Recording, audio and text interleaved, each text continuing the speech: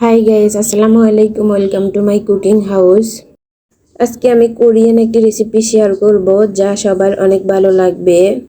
খুবই সহজ একটি রেসিপি, তবে দেখতে অনেক লোভনীয়, খেতে অনেক টেস্টি একটি রেসিপি। আশা করি সকলের অনেক ভালো লাগবে। অবশ্যই ফুল ভিডিও দেখে তারপর কমেন্ট করে জানাবেন ভিডিও কেমন লেগেছে।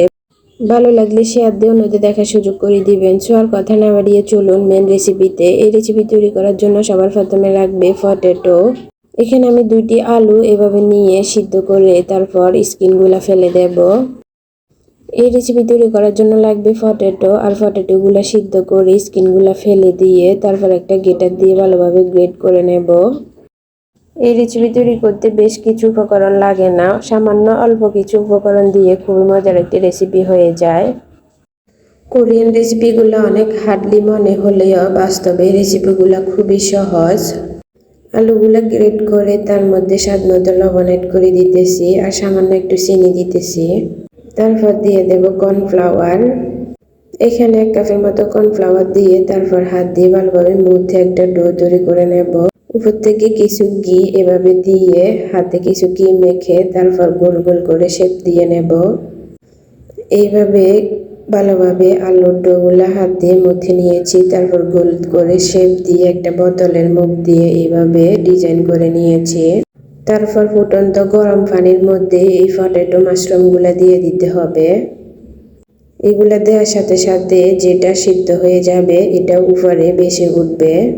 এইভাবে 2-3 মিনিট কুক করার পর এগুলো উপরে ভেসে উঠবে। এই পর্যায়ে এগুলো নামিয়ে নিতে হবে। নামিয়ে একটা প্লেটের মধ্যে রেখে ঠান্ডা পানি দিয়ে ভালোভাবে এগুলারে ঠান্ডা করে নেব। খুবই সহজ একটি রেসিপি, আশা করি সকলের অনেক ভালো লাগবে। অবশ্যই একবার হলেও বাসায় ট্রাই করবেন। তারপর কড়াইতে সামান্য একটু তেল দিয়ে তেলের মধ্যে এখানে আমি টমেটো সস অ্যাড করে দিতেছি। তার মধ্যে দিয়ে দিচ্ছি কিছু পুদিনা পাতা। তারপর সামান্য 1 চিমটি লাল মরিচের গুঁড়ি, 1 চিমটি হলুদ, সামান্য একটু লবণ অ্যাড করব। সামান্য একটু চিনি আর কিছু চিলি ফ্লেক্স অ্যাড করে দেব, আর উপর থেকে কিছু সাদা তিল অ্যাড করে দেব। দেন সব উপকরণ আমি ভালোভাবে মিক্স করে নেব। এইভাবে কিছুক্ষণ মিক্স করে এর মধ্যে দিয়ে দেব আগে থেকে তৈরি করে রাখা পটেটো মাশরুম। এই মাশরুমগুলো দিয়ে তারপর এভাবে আলতো হাতে নেড়ে ছেড়ে এগুলারে কিছুক্ষণ কুক করে নিতে হবে। বেশি জোরে চাপাচাপি করতে যাবেন না, এতে করে মাশরুমগুলো ভেঙে যাবে। এভাবে আলতো হাতে নেড়ে ছেড়ে এগুলার আমি কিছুক্ষণ কুক করে নেব। আর দেখুন এই মাশরুমগুলোর কালারগুলো কত সুন্দর লাগতেছে, দেখে মনে হচ্ছে খেতে। এইভাবে তৈরি হয়ে গেল আমার খুবই মজার একটি কোরিয়ান রেসিপি। আমার রেসিপি কেমন লেগেছে অবশ্যই কমেন্ট করে জানাবেন। ভালো লাগলে ফ্রেন্ডস এবং ফ্যামিলির সাথে শেয়ার দিয়ে তাদের দেখার সুযোগ করে দিবেন। তারপর নামিয়ে ঠান্ডা করে আমি এগুলার পরিবেশন করতেছি।